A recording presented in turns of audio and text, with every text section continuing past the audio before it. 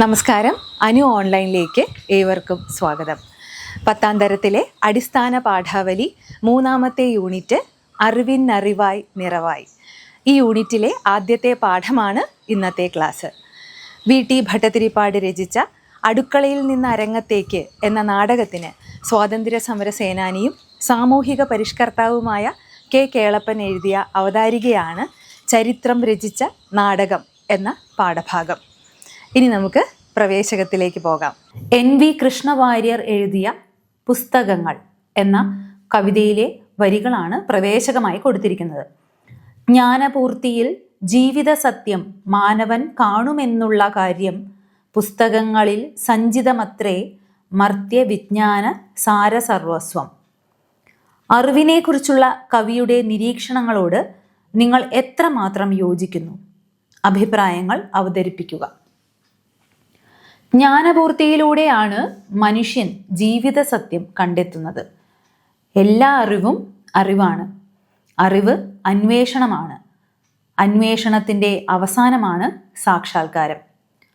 അറിവിൻ്റെ പ്രധാന ഉറവിടങ്ങളാണ് പുസ്തകങ്ങൾ എന്ന് കവി പറയുന്നു. അറിവിൻ്റെ സ്രോതസ്സായി പുസ്തകങ്ങൾ മാത്രം ഉണ്ടായിരുന്ന ഒരു കാലത്ത് നിന്നും നമ്മൾ ഒരുപാട് ദൂരം മുന്നോട്ട് പോയിരിക്കുന്നു. കാലവും ലോകവും മാറുന്നതിനനുസരിച്ച് മനുഷ്യൻ്റെ അവബോധം മാറുന്നതിനനുസരിച്ച് അറിവും അറിവിൻ്റെ വിതരണ രീതിയും മാറുന്നു. പുതിയ കാലത്ത് ഡിജിറ്റൽ അറിവുകളോടൊപ്പം ഏറെ പ്രസക്തമായ നിർമ്മിത ബുദ്ധിയും വിപ്ലവം സൃഷ്ടിക്കുകയാണ്. എല്ലാ തലങ്ങളിൽ നിന്നുമുള്ള അറിവിൻ്റെ പൂർണ്ണതയിലൂടെ മാത്രമേ മനുഷ്യന് ജീവിത സത്യം കണ്ടെത്താനാവൂ. ഇനി നമുക്ക് വി.ടി. ഭട്ടതിരിപ്പാടിനെയും കെ കേളപ്പനെയും പരിചയപ്പെടാം. വി.ടി. ഭട്ടതിരിപ്പാട് കേരളത്തിലെ പ്രശസ്തനായ സാമൂഹ്യ നവോത്ഥാന നായകനും നാടകകൃത്തും ഉപന്യാസകാരനുമായിരുന്നു വി.ടി. ഭട്ടതിരിപ്പാട്. അങ്കമാലി കിടങ്ങൂർ കൈപ്പിള്ളി മനയിൽ ജനിച്ചു. ഒഴുക്കിനെതിരെ നീന്തിയ അദ്ദേഹം സമൂഹത്തിൽ നമ്പൂതിരി സമുദായത്തിൽ വിശേഷിച്ചും അന്ന് ഉറച്ച വിശ്വാസം നേടിയിരുന്ന കാലാഹരണപ്പെട്ട പഴയ അനാചാരങ്ങൾക്കെതിരെ പ്രവർത്തിച്ചു. ജാതി വിവേചനത്തിനെതിരെ മിശ്രഭോജനം സംഘടിപ്പിക്കുകയും സമുദായത്തിൽ വിധവാ വിവാഹം പ്രോത്സാഹിപ്പിക്കുകയും ചെയ്തു. യോഗക്ഷേമ സഭയിലൂടെ സമുദായത്തിലെ അനാചാരങ്ങൾക്കെതിരെയും ഇംഗ്ലീഷ് വിദ്യാഭ്യാസത്തിന് വേണ്ടിയും അദ്ദേഹം ശക്തമായി വാദിച്ചു. തൃശ്ശൂരിലെ നമ്പൂതിരി മഠത്തിൽ പഠിക്കുന്ന വിദ്യാർത്ഥികളുടെ വിദ്യാഭ്യാസത്തിനുള്ള ധനശേഖരണാർത്ഥം അദ്ദേഹം ഒരു യാചനായാത്ര നടത്തി. നമ്പൂതിരിയെ മനുഷ്യനാക്കുക എന്ന ലക്ഷ്യത്തോടെ അദ്ദേഹം നടത്തിയ പ്രവർത്തനങ്ങൾ കേരള നവോത്ഥാന ചരിത്രത്തിലെ പ്രധാനപ്പെട്ട അധ്യായമാണ്. പ്രധാന കൃതികൾ: നാടകം അടുക്കളയിൽ നിന്ന് അരങ്ങത്തേക്ക്, കരിഞ്ചന്ത; കഥാസമാഹാരം രജനീരംഗം, പോംവഴി, തിരഞ്ഞെടുത്ത കഥകൾ; ഉപന്യാസം സത്യമെന്നത് ഇവിടെ മനുഷ്യനാകുന്നു; വെടിവട്ടം, കാലത്തിൻ്റെ സാക്ഷി; ആത്മകഥ, അനുഭവം എന്നീ വിഭാഗത്തിലുള്ള കൃതികൾ. കണ്ണീരും കിനാവും ഈ കൃതിക്ക് കേരള സാഹിത്യ അക്കാദമി അവാർഡ് ലഭിച്ചിട്ടുണ്ട്. കർമ്മവിഭാഗം, ജീവിതസ്മരണകൾ, വി.ടിയുടെ സമ്പൂർണ്ണ കൃതികൾ. 1982 അദ്ദേഹം അന്തരിച്ചു. ഇനി കെ കേളപ്പൻ. സ്വാതന്ത്ര്യ സമര സേനാനി, സാമൂഹിക പരിഷ്കർത്താവ്, വിദ്യാഭ്യാസ പ്രവർത്തകൻ എന്നീ നിലകളിൽ കേരളത്തിൻ്റെ ചരിത്രത്തിൽ സമാനതകളില്ലാത്ത സംഭാവനകൾ നൽകിയ വ്യക്തിയാണ് കെ കേളപ്പൻ. ഗാന്ധിയൻ മൂല്യങ്ങളിലൂന്നിയ ജീവിതശൈലി കാരണം അദ്ദേഹം കേരള ഗാന്ധി എന്ന് അറിയപ്പെടുന്നു. 1930 കോഴിക്കോട് മുതൽ പയ്യന്നൂർ വരെ നടന്ന ഉപ്പു സത്യാഗ്രഹത്തിന് നേതൃത്വം നൽകിയത് അദ്ദേഹമായിരുന്നു. 1931 ഗുരുവായൂർ സത്യാഗ്രഹത്തിൻ്റെ നേതാവ് കേളപ്പനായിരുന്നു. അയിത്തം ഇല്ലാതാക്കാനായി ഗാന്ധിജി രൂപീകരിച്ച കമ്മിറ്റിയുടെ കേരളത്തിലെ കൺവീനറായിരുന്നു അദ്ദേഹം. തൻ്റെ ജാതി പേരായ നായർ എന്നത് അദ്ദേഹം സ്വയം ഉപേക്ഷിച്ചിരുന്നു. നായർ സർവീസ് സൊസൈറ്റിയുടെ സ്ഥാപക നേതാക്കളിൽ ഒരാളും അതിൻ്റെ ആദ്യത്തെ പ്രസിഡന്റുമായിരുന്നു. ബ്രിട്ടീഷ് ഭരണത്തിന് ശേഷം തിരുവിതാംകൂർ, കൊച്ചി, മലബാർ എന്നീ പ്രദേശങ്ങളെ ഒന്നിപ്പിച്ച് മലയാളം സംസാരിക്കുന്നവർക്കായി ഐക്യ കേരളം രൂപീകരിക്കുന്നതിൽ അദ്ദേഹം നിർണായക പങ്കുവഹിച്ചു. മാതൃഭൂമി പത്രത്തിൻ്റെ പത്രാധിപരായി ദീർഘകാലം സേവനമനുഷ്ഠിച്ചു. ഹരിജനങ്ങൾക്ക് വിദ്യാഭ്യാസം നൽകുന്നതിനായി നിരവധി സ്കൂളുകളും ഹോസ്റ്റലുകളും സ്ഥാപിച്ചു. 1952 പൊന്നാനിയിൽ നിന്ന് ലോക്സഭയിലേക്ക് തിരഞ്ഞെടുക്കപ്പെട്ടു. പിന്നീട് സജീവ രാഷ്ട്രീയം ഉപേക്ഷിച്ച് വിനോബ ഭാവെയുടെ ഭൂദാന പ്രസ്ഥാനത്തിലും സർവോദയ പ്രസ്ഥാനത്തിലും സജീവമായി പ്രവർത്തിച്ചു. 1971 ഒക്ടോബർ 7 അദ്ദേഹം നിര്യാതനായി. പാഠഭാഗത്തിന് മുമ്പായി കൊടുത്തിരിക്കുന്ന അനുബന്ധ വാക്യത്തിൻ്റെ ആശയം കൂടി മനസ്സിലാക്കാം. അരങ്ങിൽ തുറന്നു വച്ച ഒരു പുസ്തകം, കത്തിച്ചു തൂക്കിയ വെളിച്ചം, ചരിത്രം തുടിക്കുന്ന താളുകൾ. സമൂഹത്തിലേക്ക് തുറന്നു വച്ച ഒരു പുസ്തകമാണ് അടുക്കളയിൽ നിന്ന് അരങ്ങത്തേക്ക്. ഈ പുസ്തകം അരങ്ങിലാണ് തുറന്നു വച്ചിരിക്കുന്നത്. അരങ്ങിൽ അവതരിപ്പിക്കുന്നത് നാടകമാണ്, കലകളാണ്. കത്തിച്ചു തൂക്കിയ വെളിച്ചം അജ്ഞാനത്തിൻ്റെയും അന്ധവിശ്വാസത്തിൻ്റെയും ഇരുട്ടിനെ തുടച്ചു നീക്കാനാണ് കടന്നു വന്നത്. ചരിത്രം തുടിക്കുന്ന താളുകളാണ് അതിലേറെയും. ഇനി പാഠഭാഗം വായിക്കാം. ചരിത്രം രചിച്ച നാടകം. വി.ടി. ഭട്ടതിരിപ്പാട് കാണികളെ അമ്പരപ്പിക്കുന്ന പ്രാഭവമോ ഗാംഭീര്യമോ അസാധാരണത്വമോ ഉള്ള ഒരു വ്യക്തിയായി കാഴ്ചയിൽ അനുഭവപ്പെടുകയില്ല. എന്നാൽ അദ്ദേഹം ഒരു അസാധാരണ വ്യക്തിയാണ്. ഏറ്റവും ചെറിയ ഒരണു, അതായത് ആറ്റം, അതിൻ്റെ ശക്തി ജ്വലിപ്പിക്കാൻ തുടങ്ങിയാൽ ലോകത്തെ മുഴുവൻ അമ്പരപ്പിക്കും. വി.ടിയുടെ ചിന്താശക്തിയുടെ ബഹിഃപ്രസരം സമുദായത്തെ ഒന്ന് പിടിച്ചിളക്കി അമ്പരപ്പിച്ചു. ഒരു കാലത്ത് നമ്പൂതിരി സമുദായത്തിൽ, കേരളത്തിലെ നമ്പൂതിരി സമുദായത്തിൽ എന്നല്ല, കേരളത്തെ ഒന്നടങ്കം വിറപ്പിച്ച അല്ലെങ്കിൽ അത്തരത്തിലൊരു വിപ്ലവം സൃഷ്ടിച്ച നാടകമാണ് വി.ടി. ഭട്ടതിരിപ്പാടിൻ്റെ അടുക്കളയിൽ നിന്ന് അരങ്ങത്തേക്ക്. അതിനെക്കുറിച്ചാണ് അദ്ദേഹം ആദ്യ ഭാഗത്ത് തന്നെ പറയുന്നത്. അനന്തമായ ഊർജം ഉള്ളിലൊതുക്കിയ ആറ്റം ഒരു ചെറിയ കണികയാണ്, എന്നാൽ അത് സ്ഫോടനാത്മകമാണ്, പൊട്ടിത്തെറിക്കുന്നതാണ്. വി.ടി. ഒരു സാധാരണ വ്യക്തിയാണ്. അദ്ദേഹത്തിൻ്റെ ശക്തിയോ ഗാംഭീര്യമോ അസാധാരണത്വമോ ഒന്നും കാഴ്ചയിൽ നമുക്ക് അനുഭവപ്പെടുകയില്ല. ഏറ്റവും ചെറിയ ആറ്റം ഊർജത്തിൻ്റെ മഹാസ്രോതസ്സാകുന്നത് പോലെ വി.ടിയുടെ വാക്കും പ്രവൃത്തിയും സമുദായത്തിൽ കോളിളക്കമുണ്ടാക്കുകയും നാടിനെ പരിവർത്തനങ്ങൾക്ക് വിധേയമാക്കുകയും ചെയ്തു എന്നാണ് കെ കേളപ്പൻ പറയുന്നത്. യാതൊരുവിധ മാറ്റങ്ങൾക്കും കൂട്ടാക്കാതെ യാഥാസ്ഥിതികത്തെ മുറുകെ പിടിച്ചിരുന്ന നമ്പൂതിരി സമുദായത്തിലേക്കാണ് വി.ടിയെ പോലെ കാഴ്ചയിൽ ചെറുതായ ഒരു മനുഷ്യൻ തൻ്റെ ചിന്താശക്തി കൊണ്ട് വിപ്ലവം സൃഷ്ടിച്ചത്. ഈ മാറ്റം സമൂഹത്തിൽ ഉടനീളം അലയടിച്ചു. പ്രാഭവം എന്നാൽ മഹത്വം എന്നാണ് അർത്ഥം. ബഹിപ്രസരം പുറത്തേക്കുള്ള ഒഴുക്ക്. അടുക്കളയിൽ നിന്ന് അരങ്ങത്തേക്ക് എന്ന നാടകം അക്കാലത്ത് ഒരു ആറ്റം ബോംബായിരുന്നു. ഒരു വക മാറ്റങ്ങൾക്കും വിധേയരാവാതെ അന്ധതയിൽ ആണ്ടുകിടന്നിരുന്ന നമ്പൂതിരി സമുദായത്തിൽ അതൊരു കോളിളക്കമുണ്ടാക്കി. നമ്പൂതിരി സമുദായത്തിൻ്റെ അന്നത്തെ നില നല്ലതുപോലെ മനസ്സിലാക്കിയിട്ടുള്ളവർക്ക് മാത്രമേ എത്ര വമ്പിച്ച ഒരു ശക്തിയാണ് ആ കൃശഗാത്രൻ സമരം നടത്തിയതെന്ന് മനസ്സിലാക്കാൻ കഴിയും. അന്ധത എന്നുവെച്ചാൽ കാഴ്ചയില്ലാത്ത അവസ്ഥ. ഒരുതരം അന്ധതയിൽ കഴിഞ്ഞുകൂടിയവരാണ് നമ്മൾ ഉയർന്ന ജാതിക്കാർ എന്ന് വിശേഷിപ്പിച്ചിരുന്ന, ജാതി വ്യവസ്ഥയൊക്കെ കൊടികുത്തി വാണിരുന്ന അക്കാലത്ത് എല്ലാ സ്വാതന്ത്ര്യവും ഉണ്ട് എന്ന് വിചാരിച്ചിരുന്ന നമ്പൂതിരി സമുദായം യഥാർത്ഥത്തിൽ അന്ധതയിൽ കഴിഞ്ഞുകൂടിയവരാണ് എന്ന് തുറന്നു കാട്ടുന്ന ഒരു പുസ്തകം തന്നെയായിരുന്നു അടുക്കളയിൽ നിന്ന് അരങ്ങത്തേക്ക് എന്ന നാടകം. അതൊരു ആറ്റം ബോംബായിരുന്നു എന്നാണ് കെ കേളപ്പൻ പറയുന്നത്. കൃശഗാത്രൻ എന്നാൽ മെലിഞ്ഞ ആൾ, വമ്പിച്ച, വലിയ. അന്നത്തെ ആ ഒരു സാമൂഹിക അവസ്ഥ അറിഞ്ഞവർക്ക് മാത്രമേ എത്ര വലിയൊരു വിപ്ലവമാണ് വി.ടി തുടങ്ങി വെച്ചത് എന്ന് മനസ്സിലാക്കാൻ സാധിക്കൂ. പഠിക്കുവാനും ചിന്തിക്കുവാനും സൗകര്യവും ആവശ്യവുമില്ലാതെ ഇരുളടഞ്ഞ അറകളിലും മറക്കുടയുടെ പിന്നിലും കാലയാപനം ചെയ്തു പോന്ന അന്തർജനങ്ങൾ സമുദായത്തെ വളരാൻ അനുവദിക്കാത്ത കനത്ത നിർജീവ ഭാരമായിരുന്നു. പുരുഷന്മാരാണെങ്കിൽ ചുറ്റുപാടും ദിനംപ്രതി ഉണ്ടായിക്കൊണ്ടിരിക്കുന്ന വമ്പിച്ച പരിവർത്തനങ്ങളെ കണ്ടുപഠിക്കുവാൻ സന്ദർഭം ലഭിക്കാത്ത വിധം അന്യരിൽ നിന്നകന്ന് മതപഠനത്തിന് നിർബന്ധരായി നട്ടം തിരിയുകയായിരുന്നു.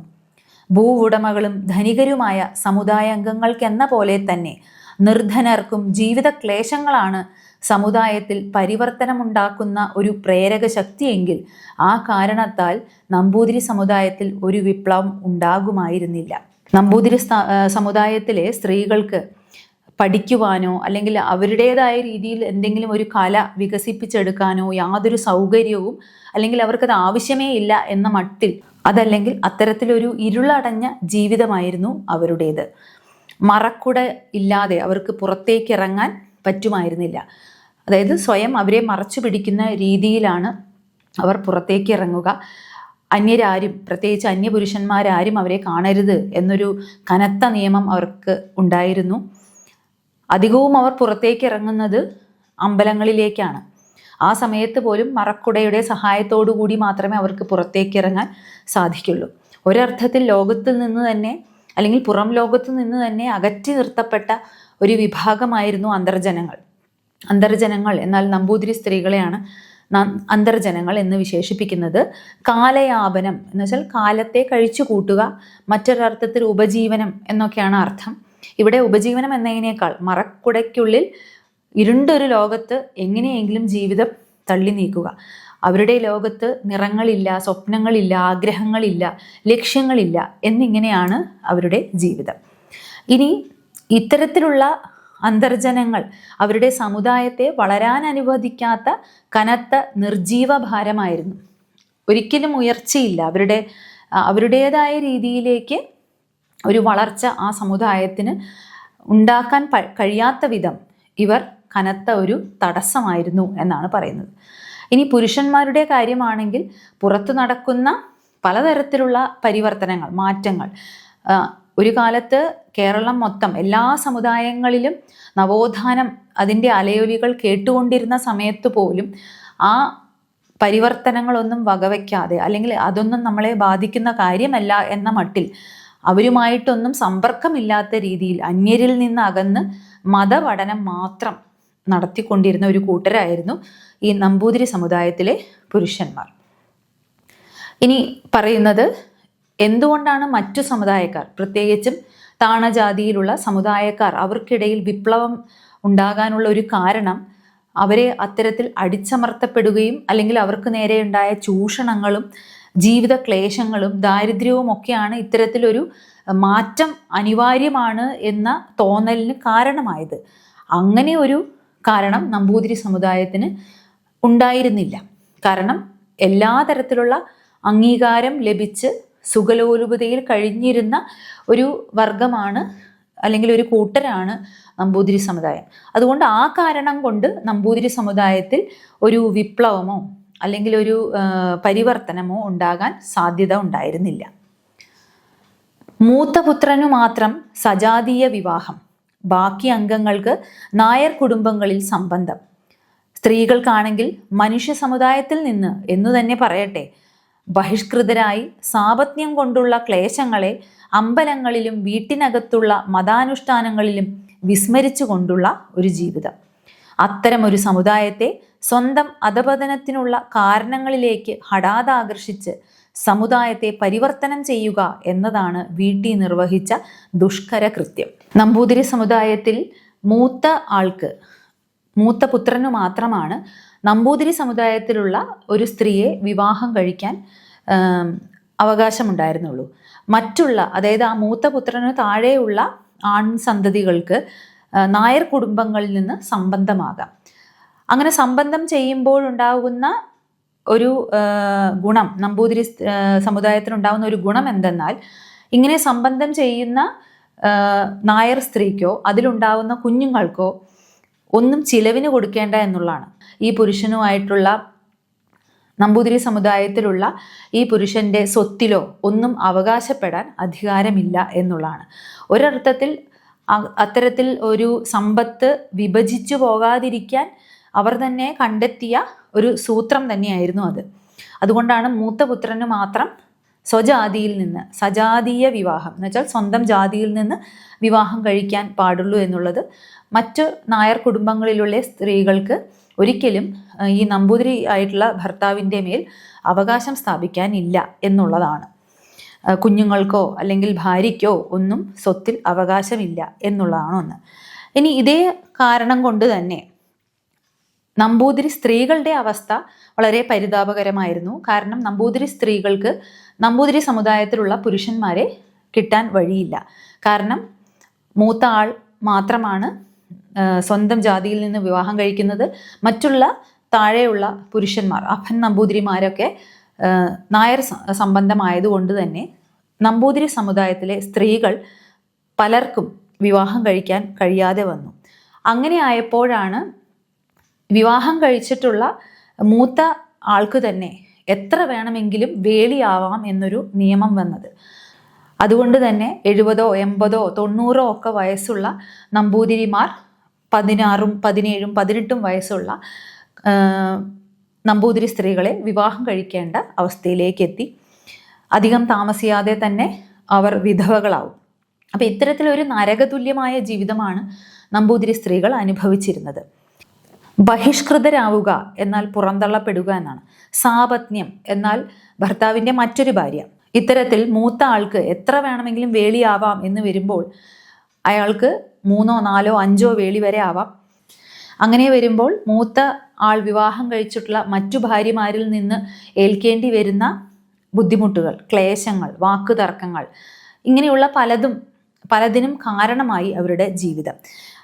അങ്ങനെ അമ്പലങ്ങളിലും വീട്ടിനകത്തുമുള്ള മതാനുഷ്ഠാനങ്ങളിലുമൊക്കെ അവരുടെ ജീവിതം ഈ രീതിയിൽ വിസ്മരിക്കുക, മറന്നു പോവുക. എന്നുവെച്ചാൽ അവർ ജീവിതം തന്നെയാണോ നയിക്കുന്നത്, ജീവിച്ചു തന്നെയാണോ പോകുന്നത് എന്ന് പോലും തർക്കമായിരുന്നു. അതുകൊണ്ടാണ് അദ്ദേഹം പറഞ്ഞത്, സ്ത്രീകൾക്കാണെങ്കിൽ മനുഷ്യ സമുദായത്തിൽ നിന്ന് എന്ന് തന്നെ പറയട്ടെ അല്ലെ, അത്രയ്ക്കും നമ്പൂതിരി സ്ത്രീകളുടെ അവസ്ഥ വളരെ ദയനീയമായിരുന്നു. സാപത്ന്യം കൊണ്ടും പലപ്പോഴും വിധവയാകേണ്ടി വരുന്നത് കൊണ്ടും അത്തരത്തിൽ അവർക്ക് അവരുടെ വിവാഹ ജീവിതം ഒട്ടും സന്തോഷകരമായിരുന്നില്ല എന്നാണ് പറയുന്നത്.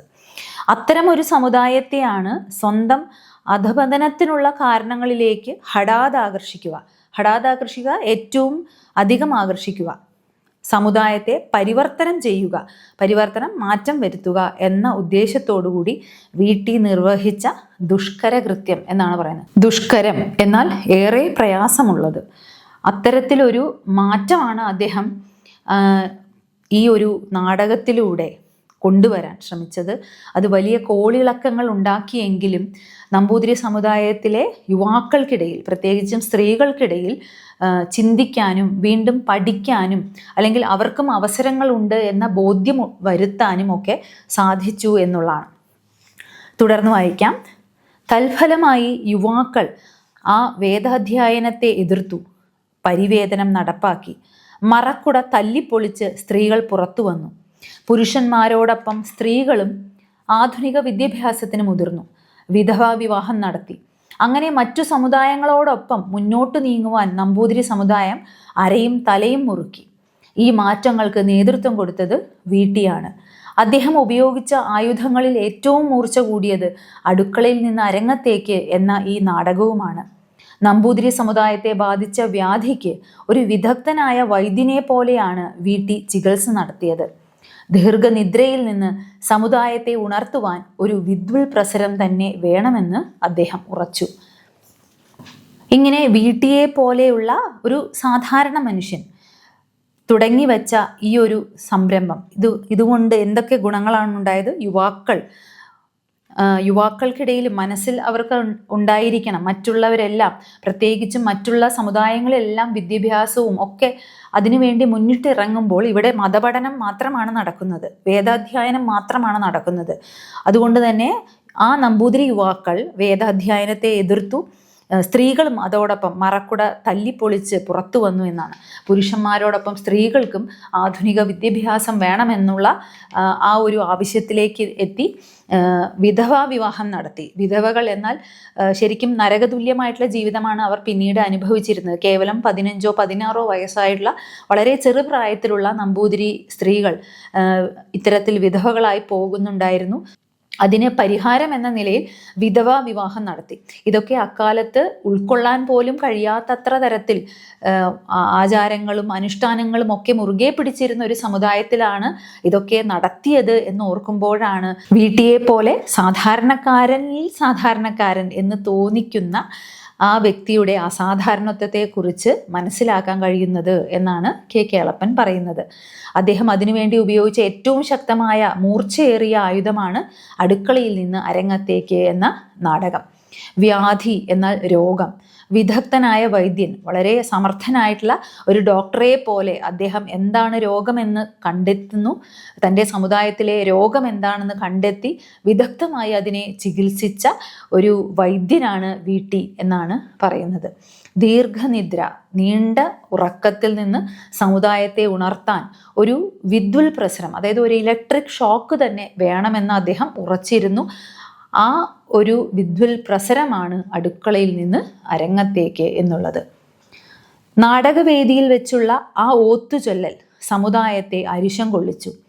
പ്രബലന്മാരായ ജന്മികൾ സർവശക്തിയും ഉപയോഗിച്ച് അഭിനയിക്കുന്നത് തടയാൻ ശ്രമിച്ചു. ശൂദ്രൻ കേട്ടുപോയാൽ ചെവിയിൽ ഈയം ഉരുക്കി ഒഴിക്കേണ്ട ആ മന്ത്രോച്ചാരണമാണ് പബ്ലിക് സ്റ്റേജിൽ വെച്ച് നടത്തുന്നത്. മറക്കുടയില്ലാതെ പുറത്തിറങ്ങിയ അന്തർജനങ്ങളെ കണ്ടുപോയാലുള്ള തീരാ പാപം അകപ്പെടാതെ കഴിക്കാൻ നമ്പൂതിരിമാർ ഭസ്മം പൂശി അകത്തടച്ചിരുന്ന് രാമനാമം ജപിക്കുകയുണ്ടായി. തളിപ്പറമ്പിൽ യോഗക്ഷേമ സഭയുടെ വാർഷിക യോഗം ചേർന്നപ്പോൾ എന്ന് നമ്പൂതിരിമാർ കൂടി ഇന്ന് വിശ്വസിക്കാനാവുമോ?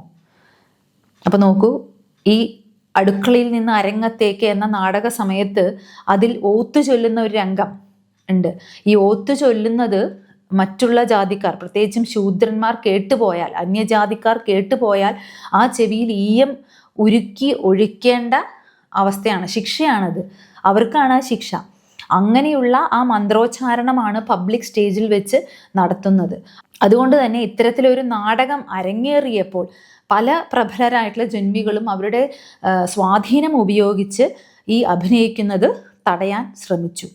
പക്ഷെ അത്തരത്തിലുള്ള പ്രതിബന്ധങ്ങളെയൊക്കെ മറികടക്കാൻ ഈ കൂട്ടായ്മയ്ക്ക് കഴിഞ്ഞു. വീട്ടി മാത്രമല്ല, വീട്ടിയുടെ പുറകിൽ നമ്പൂതിരി സമുദായത്തിലെ യുവജനങ്ങൾ ഒപ്പം നിന്നു എന്നുള്ളതാണ്. മറക്കുടയില്ലാതെ പുറത്തു വന്ന അന്തർജനങ്ങളെ കണ്ടുപോയാൽ അത് വലിയ പാപമാണ് എന്ന് കരുതി പല നമ്പൂതിരിമാരും ഭസ്മം പൂശി രാമനാമം ജപിച്ച് അകത്ത് അടച്ചിരുന്നു എന്ന് പറയുമ്പോൾ എത്രമാത്രമാണ് അവരുടെ അന്ധവിശ്വാസം എന്നുകൂടി ഓർക്കേണ്ടതുണ്ട്. അവർ എത്രമാത്രമാണ് ഇത്തരത്തിലുള്ള അന്ധമായിട്ടുള്ള കാര്യങ്ങളെ, അനാചാരങ്ങളെയൊക്കെ മുറുകെ പിടിക്കുന്നത് എന്ന് കൂടി ചിന്തിക്കണം. അപ്പം ഈ കാലഘട്ടത്തിൽ ഇതൊക്കെ പറയുമ്പോൾ നമുക്ക് അവിശ്വസിക്കാൻ തോന്നും. ഇങ്ങനെയൊക്കെ ഉണ്ടായിരുന്നോ കേരളത്തിൽ എന്ന് നമുക്ക് തോന്നിപ്പോകും. കോഴിക്കോട് ഇല്ലത്ത് വെച്ച് കൂടിയ മറ്റൊരു യോഗത്തിൽ അവിടുത്തെ അന്തർജനം ആധ്യക്ഷ്യം വഹിച്ചുകൊണ്ട് ആ നാട്ടുകാരായ ഇല്ലത്തെ പരിചാരകർ അരിശം മൂത്ത് നമ്പൂതിരിമാർ ഊണുകഴിച്ച എച്ചിലില എടുക്കാൻ കൂട്ടാക്കിയില്ല. ആ കൃത്യം നമ്പൂതിരി യുവാക്കൾ തന്നെ നിർവഹിക്കേണ്ടി വന്നു എന്നു കേട്ടാൽ അന്നത്തെ അന്ധവിശ്വാസങ്ങളുടെ വ്യാപ്തിയും പ്രാബല്യവും എത്രമാത്രം ഉണ്ടായിരുന്നു എന്ന് ഊഹിച്ചുകൂടെ? പുറമേ ഉള്ളവർക്ക് അജ്ഞാതമായ ആ സമുദായ ജീവിതം ഏതാനും ചെറിയ രംഗങ്ങൾ കൊണ്ട് വെളിവാക്കിയ കലാനൈപുണിയെ എത്ര തന്നെ അഭിനന്ദിച്ചാലും അധികമാവില്ല.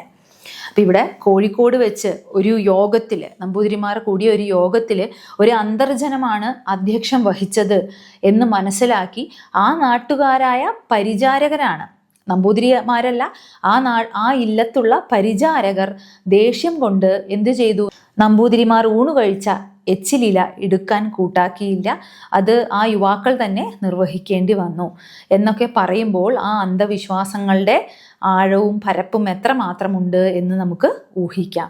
അപ്പം ഇന്ന് നമുക്ക് ഇതൊക്കെ പറയുമ്പോൾ ഇത്തരത്തിലൊരു കേരളം ഉണ്ടായിരുന്നു, അന്ധവിശ്വാസങ്ങളുടെ കൂട്, അല്ലെങ്കിൽ അനാചാരങ്ങളും അന്ധവിശ്വാസങ്ങളും തൊട്ടുകൂടായ്മയും തീണ്ടിക്കൂടായ്മയും ഒക്കെ ഉള്ള ഒരു കാലം ഉണ്ടായിരുന്നു എന്ന് നമുക്ക് വിശ്വസിക്കാൻ പ്രയാസമാണ്. ഇതിൽ മറ്റൊരു കാര്യം കൂടിയുണ്ട്.